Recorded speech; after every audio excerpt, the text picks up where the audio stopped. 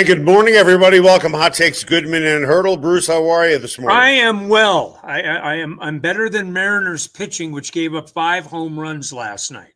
5. You're up 2-0 going home. You get the first big swing of the game. You're up 1-0 in game 3. And then the roof collapses on you. Oh, well, so it goes. Hey, the Blue Jays are trying too, right? Yeah. Okay. They're a pretty good team. And they're a pretty good team. So, all right, I'll give it to them. It's one game. Thank you. Just one game. I knew you'd take me off the ledge instead of pushing me off the ledge. Yeah. Who needs to win fewer games moving forward? Right. That's exactly right. The Mariners need to win fewer games. Well, I just heard either an ambulance or a fire truck or a police car behind you.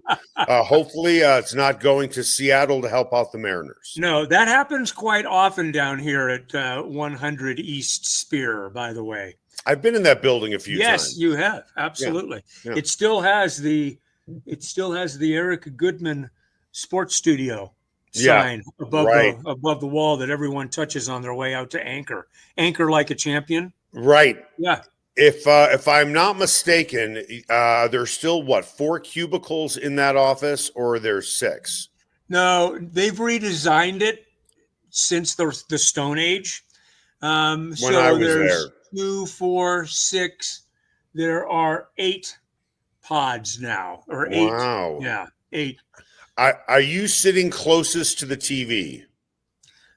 We have a whole bank of there's literally 8 different huge monitors on the wall immediately to my left. But is there a cubicle behind you is what I'm asking. No cubicle. No, there's windows behind me. No, I'm saying to your right. Right here? Is that a cubicle? Yeah, that is a cubicle. Yep. Okay. So I believe you are sitting where Chris Tanaka used to sit. I feel smarter already. Do you? Absolutely. Good to know. Like Chris Tanaka. Well, you are sitting where he used to sit, but he did not do a podcast with me way back when. With that, I want to tell you about Roller Auction, the leader in Colorado auctions for over 45 years. On Tuesday, Blue Spruce Cyclery is having an auction for mountain bikes, road bikes, kids' bikes from brands like Bianchi, Rocky Mountain, and Giant. Auction also includes helmets, shoes, accessories, snap-on toolboxes, pallet racking, and more. Online bidding has started at rollerauction.com, and that's the best part about it. You can do everything online. You don't have to go anywhere to learn about upcoming auctions. Go to the same web address, rollerauction.com. Get what you want at the price you want today at Roller Auction. Time now for the lead. The lead is presented by Smokin' Dave's Barbecue. It is not just the best barbecue in town, it is one of the best restaurants in town. You can find Smokin' Dave's Barbecue off 36th and Pecos. Dre Greenlaw back on the field, limited though, but that's okay. At least he was back on the field. He will be available to play on Sunday against the Giants. Don't know if he will. So with that, do you think he will play? And is it smart to have him play since, Sean Payton has said we want to work him in slowly? First of all, he didn't look limited to me, but that's neither here nor there. What he was listed as. I'm only going by the injury report. I'm not the one that sets those. So and I only saw about 20 minutes of work, but I will say this: it was very hopeful. Yeah. If you are wanting to see Dre Greenlaw play for the Denver Broncos now into week 7 of the season for the first time this year, it was a very hopeful start to the week. He looked very mobile, very enthused. If they follow the same pattern as they did with Malcolm Roach, it'll be limited first day, full the next 2, and he will be available to play probably on some kind of pitch count on Sunday. Sternad's playing well. You've got options there, so but I will say this: every one of his teammates that were asked about it yesterday were really excited to have him back at practice.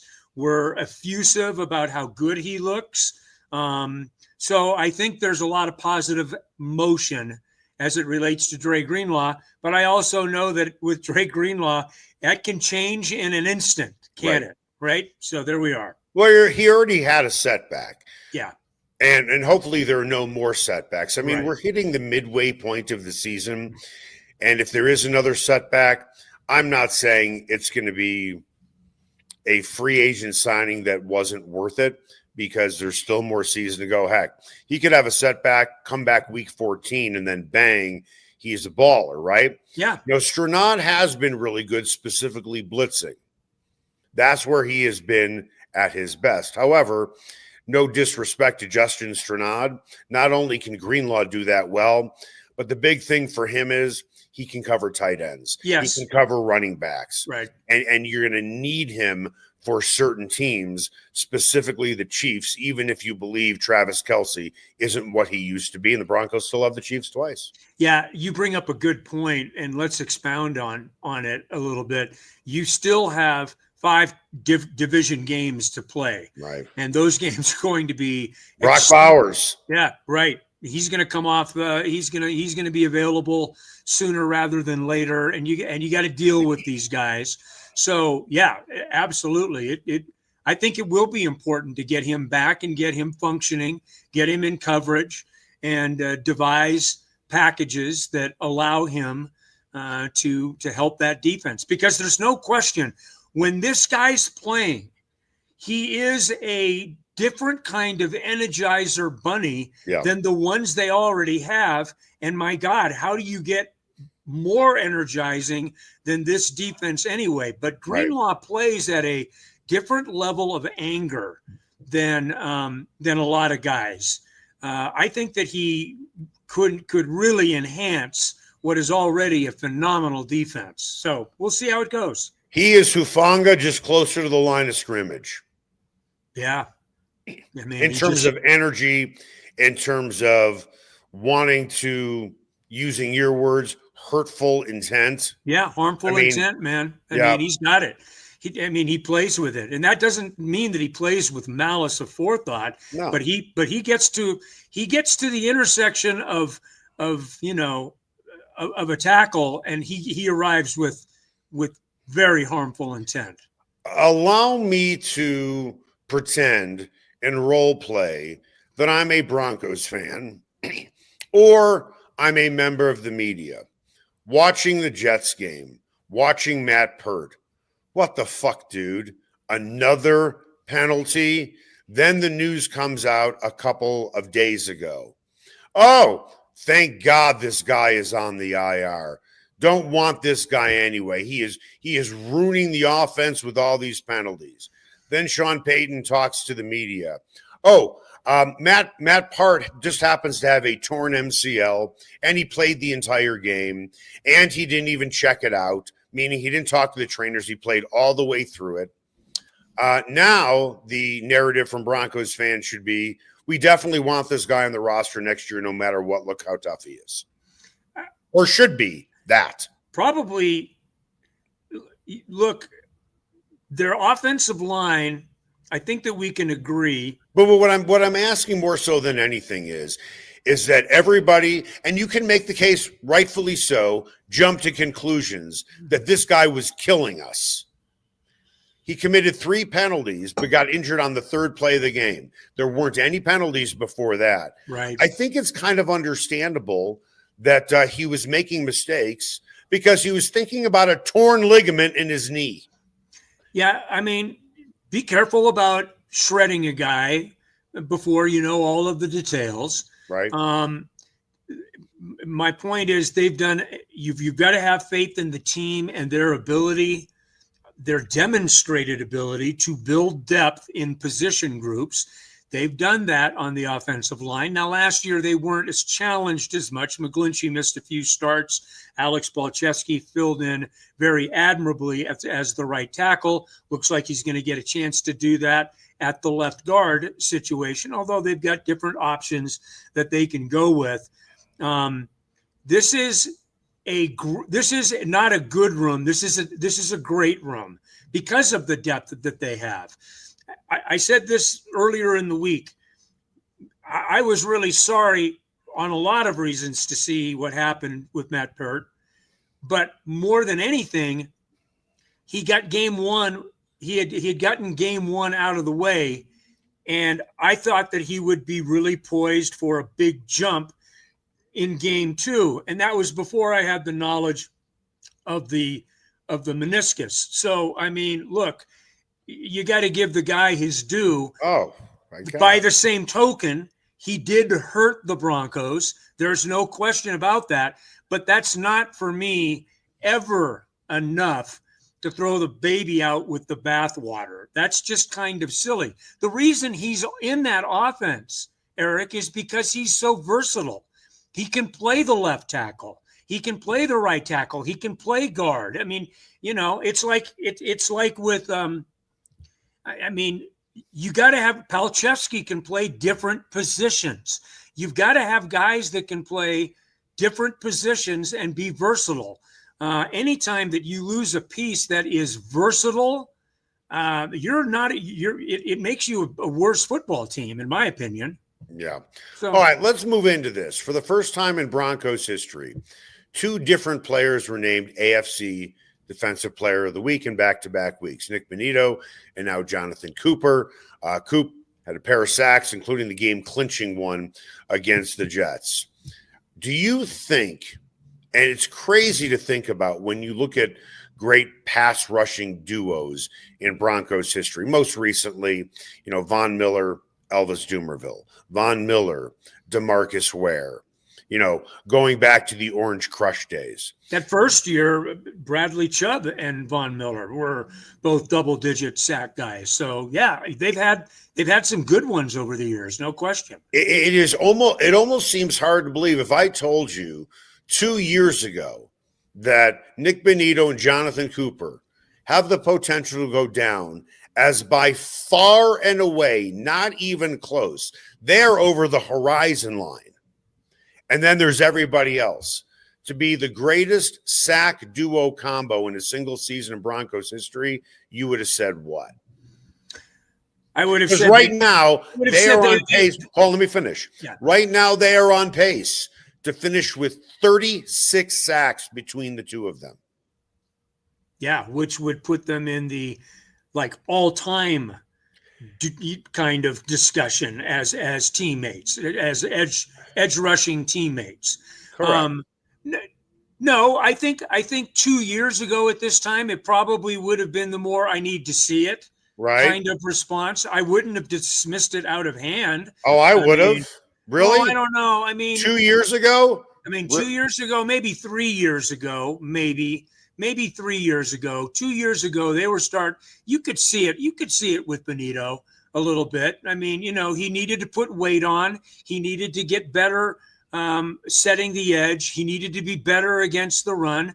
And then, of course, on the other side, in Jonathon Cooper, you already had a 7th rounder that had more than been intriguing about his talent level. So let me answer your question.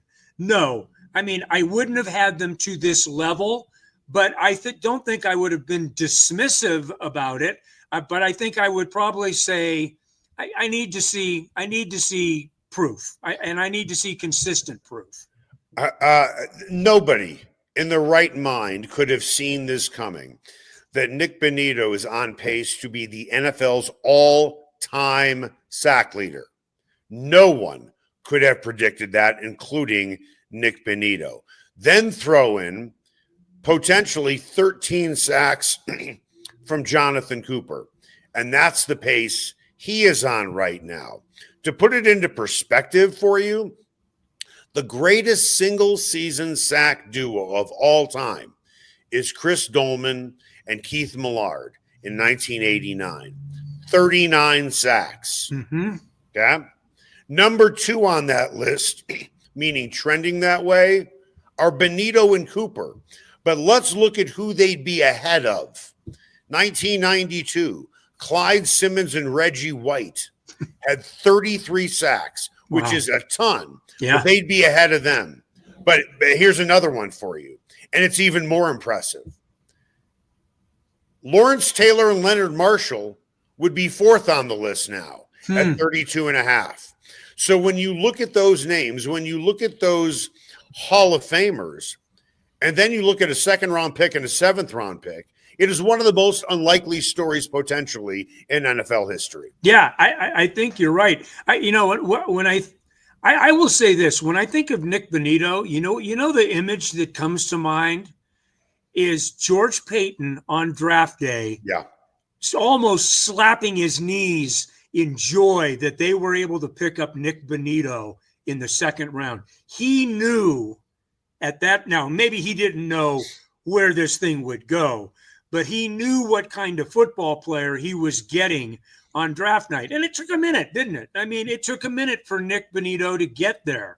But that's understandable. That's playing a speed and power position in the NFL compared to even a place like the University of Oklahoma, which is about as big time as you can get. We all understand that. It takes a little time.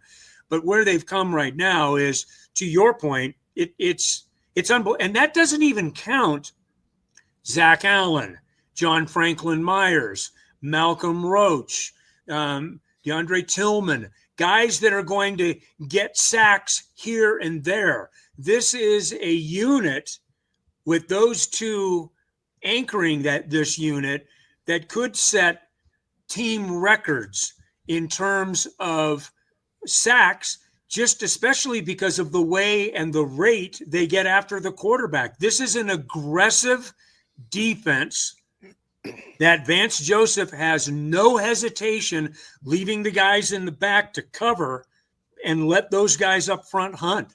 And so, it really could be a perfect union for all of these things together to make this one of the greatest sack defenses in the National Football League's history. Now, there's more that goes with it. Still got to defend the pass. You still got to defend running backs on wheel routes. You got to defend tight ends down the middle of the field. There's lots of things you got to do the rest of the time. But in terms of just looking at sacks and how it changes games, field position, down and distance, all of that stuff, it's a pretty damn good thing to have. Okay. Here's another way to put this in perspective. Let's go back to the 2015 Broncos. Okay. Von Miller had 11 sacks. DeMarcus Ware had 7.5. If my math is correct, that is 17.5. They were a great sack team. Okay. If you take Von Miller, DeMarcus Ware, Shaq Barrett, Derek Wolfe, Malik Jackson, and Shane Ray, all of those guys together did not combine for 36 sacks. Yeah, it's remarkable, isn't it? Combined, those guys do not combine. Where are they right now? Are they at 12.5 or 13.5 right now collectively? Between the two of them? But yeah, between Bonitto. I'm projecting out. No, I know you're projecting out, but I'm just saying, look at where they are right now, six games in. I mean, when we talk about them being on a pace, that's extrapolating numbers out on a I'll tell you what, sack per game average. This is where they are at right now. Nik Bonitto has 8. Cooper has 4.5. And by the way, Justin Stranad, who is about to more than likely be replaced by Dre Greenlaw, has 3.5. Yeah. Yeah. They got a bunch of guys with sacks, man. I mean, you start going down the list and it's like, damn, this is a sack-happy team. Right. It's helping them win football games. That's the most important thing. And that's the thing that each one of these guys will tell you and have told you. They're winning football games. And this is great. It's great to get this kind of recognition. I thought Jonathon Cooper yesterday was really humbled by it. And Coop is such a both great of these guy. guys. Both of these guys are just absolutely great dudes. And I really want to underscore that because that's where it starts. They have this incredibly warm, cute, great relationship where they are truly best friends. They feed off of one another, and it's really a cool thing.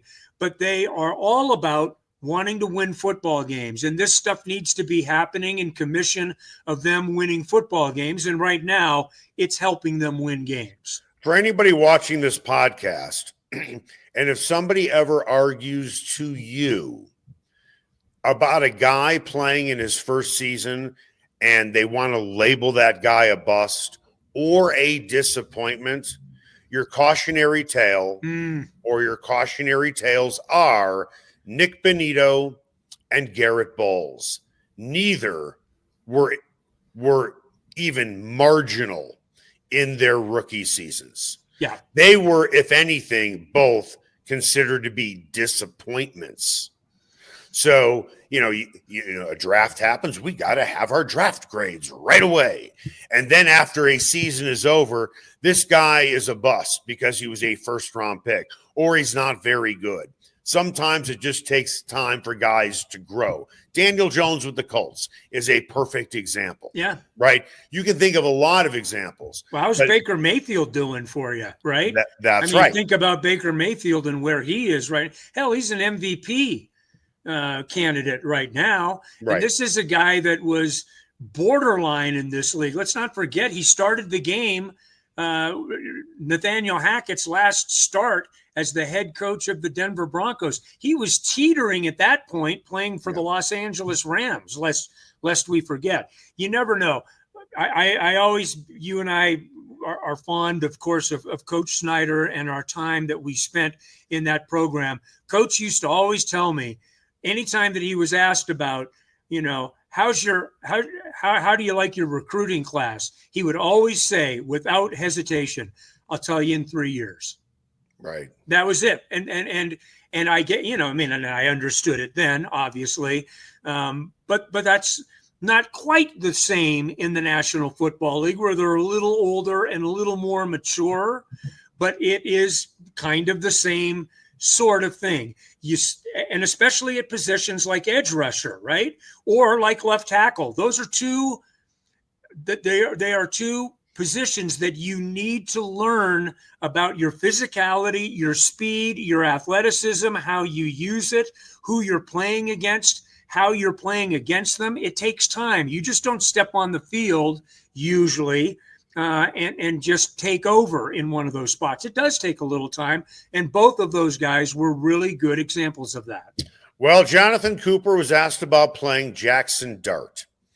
And boy, I think it's fair to say it's not that he didn't compliment Jaxson Dart, but he certainly took a shot at him. We'll talk about that next. Everyone has their favorite sports bar. Mine, the Sportsbook Bar and Grill in Highlands Ranch, DTC, and now in Parker. All their locations are everything a sports bar should be. An upscale menu with 12 different burgers, outstanding wings, and my favorite, the Philly cheesesteak egg rolls. They've got every game on the NFL Sunday Ticket, MLB Extra Innings, NHL Center Ice, NBA League Pass, plus soccer, rugby, and UFC. Sportsbook, great hangout bar, great for private parties. The Sportsbook Bar and Grill in Highlands Ranch, DTC, and now in Parker. They are the sports bar. Here's another great promotion from Sasquatch and Wildcard Casinos in Blackhawk. On December 13th, it's their annual holiday auction for a pair of Super Bowl tickets, tools, jewelry, electronics, toys, and kitchen appliances. Earn auction currency with every locked-up jackpot, players' points, or a daily cash drawing. There's so many ways to earn currency, and the more you play, the more you'll be able to bid and win what you want at their auction. So get up to Sasquatch and Wildcard Casinos and start stacking your auction currency today. Everyone has their favorite barbecue spot. Mine, Smokin' Dave's Barbecue and Brew. My favorites, slowly smoked ribs, smoked corned beef Reuben, smoked meatloaf with a portobello balsamic cream sauce. Don't forget about Smokin' Dave's 16-hour smoked brisket and pork with one of their 4 homemade barbecue sauces. Great sides, you bet. Barbecue beans made with pork and brisket and their southern corn bake. Man, you got to try it. Plus, they have amazing non-barbecue entrees on the menu. Go where I go, Smokin' Dave's Barbecue and Brew in North Denver. Ferguson's Heating and Cooling is the best in Denver, and their customers agree. Ferguson's has 165 5-star Google reviews, and here's one from Betsy. Highly professional, prompt, and honest. I switched to Ferguson's when I became aware my former company was trying to sell me a whole new system I didn't need. Ferguson's is an honest, working, family-owned business that'll give you a fair price, the highest quality parts and equipment, and they always show up on time. You can trust the Ferguson family like you trust your own family. Go to fergusonsheatingandcooling.com. Ever wondered where city and county fleet vehicles go when they retire? Now's your chance to find out and score big. Imagine driving away with a great deal on a reliable vehicle. For over 45 years, Roller Auction has been the trusted source for government fleet vehicles and equipment. Trucks, SUVs, sedans, and more, all selling to the highest bidder. Don't miss out. Visit roller.bid/hottakes to get auction updates today. Your next vehicle could be just a click away. And welcome back. Hot Takes, Goodman and Haertl. Want to tell you about Smokin' Dave's Barbecue and Brew. Broncos are going to be at home against the Giants. I'm guessing if you're going to go to the game, you might think about tailgating. No reason to do the cooking. Let Smokin' Dave's do it for you. They have so many great options, and they do it for big parties as well, 5 to 7. You can do a tailgate for under $100. You get a full slab of ribs. You can get pulled pork. You can get all kinds of brisket as well. Great sides, cornbread as well for under $100. 5 to 7 people. They have 4 different sauces. And I've said this many times, and I mean it. It's not just the best barbecue spot in town. It is one of the best restaurants in town because Dave has done an amazing job as a restaurateur, as an executive chef of working at different places. And he takes barbecue and he takes it to another level. And you need to really try it out. It is so stinking good. Go find Smokin' Dave's Barbecue and Brew right off of 36th and Pecos. Time now for What's Trending. What's trending on Hot Takes with Goodman and Haertl? Brought to you by Mile High Sports. Okay, Jonathon Cooper was asked about playing Jaxson Dart, and this is what Cooper said. He's feeling himself a little bit. He's out there running around. He's got his chain on. He's dancing. Kind of a veiled shot, don't you think? Like we're looking forward to shutting this guy's pie hole. I like the wearing his chain and that. I mean, I did get a chuckle out of that. Yes, there was very much, and I almost followed up that question with a. Was that your question? No, it wasn't my question. But the attitude now, we're starting to see, as if there wasn't obvious swagger with this defense, we're starting to feel it now. Yeah. And it's that kind of, from a great dude and a usually pretty measured dude, we'll see how the kid does when he comes into Denver and is facing us on our home field kind of remark. And you know what? That's probably the next step for this defense collectively. 6 games into this season, they've had a couple of hiccups. But 6 games into this season, this team has kind of earned that kind of swagger. And you and I love to talk about the 2015 defense or the 84 defense in Chicago, the swagger that those guys had because they knew they were badasses. They knew that they were going to be tough outs for any offense every single week of the season. You're starting to hear just a little bit more outward confidence, obvious confidence on their sleeves with this group. And I think it fits them well. The Broncos have played too many quarterbacks over the last 10 plus years. Good call. To me, Patrick Mahomes has a swagger about him, but it's not in your face. Right. The last quarterback I can remember that really had swagger, and I don't know if the Broncos ever played him, and I mean swagger in your face. Johnny Manziel had swagger in your face. Baker Mayfield does a little bit. Yeah. But not a ton. Nope. But you know who really had a lot of swagger about him? Cam Newton. Yeah. In the Super Bowl. And the Broncos wrecked him, and I think you can make the case they wrecked his career. Cam Newton wasn't the same after that MVP season. So now you have this young buck coming in who encourages contact, and the Broncos, I think, are going to be more than willing to acquiesce. You want contact, motherfucker? We're going to give you some contact. Yeah, I think it's as good a player as I think Jaxson Dart is and will be and continue to be, and I like him a lot, I really do. This is one of those moments where I don't think you even know quite what you're getting into. Now they're looking at film. You mean who doesn't know what they're getting themselves into? The Broncos or him? Well, I think the Giants know and their coaching staff knows, but until you're a quarterback in that situation, facing that kind of defense in a crowd of 76,000 people that are going to be bloodthirsty, I think it's going to be a very difficult environment to play in anyway. Yeah. And that's before you even get the snap off. Then once you get the snap off and you're used to, I'll use Jonathon Cooper's words. If you're out there just running around and showing yourself off and your swag is flying and everything like that, and you're inviting the type of thing that the Broncos love to bring defensively, which is contact, you'll get it.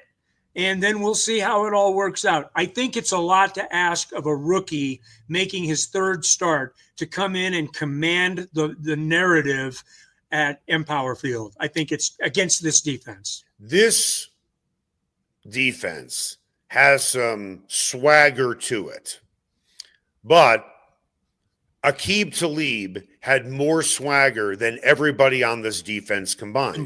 Right. He did rip somebody's chain off in a game, right? Yes. And I would love to see Bonitto, Cooper, DJ, any of those guys take down Dart and walk away with a souvenir. Come with it dangling from their hands. Right. Well, I mean, look, I don't know if I can't think of one guy on this defense that is even close to functioning in the way that Aqib did. I mean, Aqib was such a demonstrative player, and he wore it on his sleeve, and he didn't care who interpreted what. He was his own person playing the game of football, refreshingly so, because we loved him in the locker room. My God, anytime Aqib was talking, you stopped whoever you were talking to and went right to his corner, because you never knew what he was going to say, but you knew that it was going to be unfiltered. And he played that way. I don't know if this defense can develop into I think that they can be a very similar kind of defense, and maybe, and they got a ways to go to prove it to me yet, better than that group in 2015. But we've talked about this before. From dogs to dogs, they've got some dogs now. Hufanga's a dog, right? I don't think there's any question Hufanga's a dog. We think Dre Greenlaw is going to be a dog. I think Riley Moss is a dog. Yeah. I don't think there's any question that Riley Moss is a dog. Right. Zach Allen is a dog, but in a different way. He's a dog in the way that his motor runs, and he's playing 90 snaps a game or whatever the number is. But those dudes, there were dogs all over the field in that team on 2015. It was different. Well, they had lots of dogs on that defense, but they had two guys specifically. And I don't know if the Broncos defensively have guys with what I'm about to say. Mm-hmm. Aqib Talib and Derek Wolfe played angry. Yes, they did. And it showed at times, right? Yep. Who on this defense plays angry? Playing angry, by the way, isn't necessarily a great thing, because when you play angry, sometimes you make mistakes because you let your emotions get in the way of your technique. You let your emotions get in the way of doing too much and not trusting your teammates around you because you want to go after the guy, and suddenly you're out of your lane. Guy gets by you and bang, he's gone to the house for a touchdown. Yeah. I think that what this defense has is controlled anger, although I think anger is too strong of a word. I think you're right. And when you ask that question, The only person that I could come up with, and I would not consider him to be playing with anger, but he plays. Hufanga doesn't play with anger, but he plays with he's like John Lynch to me. Yeah. The nicest guy off the field, Mm-hmm. and then he turns into a monster on the field. Yeah, he's a load on the field. Alex Singleton plays with great joy. I mean, he plays at a high level, and he would, if he had attitude, he'd be immediately like a 2015 dog. But he just plays with such a smile on his face all the time. Yeah. Every time you see a tight shot of Alex Singleton, you see him smiling as if the joy of being on the field. He's meant to be where he is, right out there tackling people, being a tackling machine, leading that defense by example. He's just that kind of guy. But to your answer, if I had to come up with two guys that you've talked about from 15 in the exact same way, Hufanga might be the closest to it, but I'm not sure that he'd be a 2015 dog. Yeah, he would. He plays like one. That's for I'll sure. give you another No guy. question. I'll give you another guy who does play angry, and he hasn't hit the field yet, and we led the show with him, and that's Dre Greenlaw. Yes, no question. And that stuff permeates in a locker room, and it permeates on the field as well. I love me some Alex Singleton. I don't want a guy playing happy. I don't want a guy smiling. Now, he plays a great game, and he's a tackling machine. Yes, he is. But I want I'll give you a great example of a guy who I wouldn't say that I want a guy with a Mike Singletary intensity at middle linebacker. It's tough to get that one. No, you got it. You have it. Yeah, Mike Singletary that dude was all business, intense, man. Right. Woo! Well, Wow. but Dre Greenlaw plays the same way. He does. But the thing about Mike Singletary was he didn't play angry. He played controlled, but he was off the charts intense. Mm-hmm. That's what he was, right? Hufanga is a guy who looks like he plays angry, doesn't he? Yes, And very much so. And he is beyond intense as well. He's very demonstrative, no question about it. So if you were one of the Broncos, who would you be most looking forward to popping in the mouth and shutting them up? Would it be Dart or Scatterboo? Well, anytime that you can take the quarterback out of the game mentally, I vote for that one. Yeah. He touches the ball on every single play. They'll get plenty of chances at Scatterboo because the Giants are gonna roll him out, and they should, because the guy's a hellacious football player, and they're having fun. There's very much there's a youthful energy about the Giants that is actually attractive. They're a 2-4 football team, but they've got, they've been good in 2 wins, really good in 2 wins, and in 4 losses, maybe not so good. Remember, this is a team that turned it over 5 times in the second half against the Saints, and lost a game. But I do think that they are infused by a lot of youthful energy right now. Yep. And a devil may care kind of attitude. And that doesn't mean they don't care about playing football, but they're just going to throw it out there and see what happens. I think. Listen, I have nothing against Jaxson Dart and Cam Scatterboo. They are totally fun to watch. No question.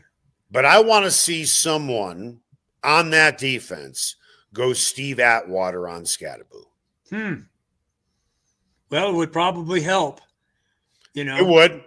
Yeah. But he is a folk hero now. Yeah. Talking about Scatterboo. Guy's a great player. Okay. He's low to the ground. He's more than happy to run you over, just like Christian Okoye. And he's more than happy to run you over. And Steve Atwater went all Dikembe Mutombo. Sure or let's update it. That's now Pat Surtain's sign. Yeah, that's right. Absolutely. And Scatterboo, on top of everything else, appears to be a really good teammate as well. Yeah, all of it. Really, really good teammate. So Christian there's a lot to Okoye like. was a great teammate. Yeah, he was just a bull. Yeah. He was just a bull, and Atwater just stood up to him and knocked him down. And I will tell you this, I'm sure you have seen Christian Okoye since he retired, as I know I did. Mm-hmm. And he is tired of answering questions about Steve Atwater. Well, it's one of the most iconic images in NFL history. I mean, it's one of those 10 images that you immediately identify with and remember remember the game that you were watching. I mean, period. I mean, it's just the way it was. So anyway. All right. That's going to do it for us. Hot Takes, Goodman and Haertl. Make it the best possible day you can.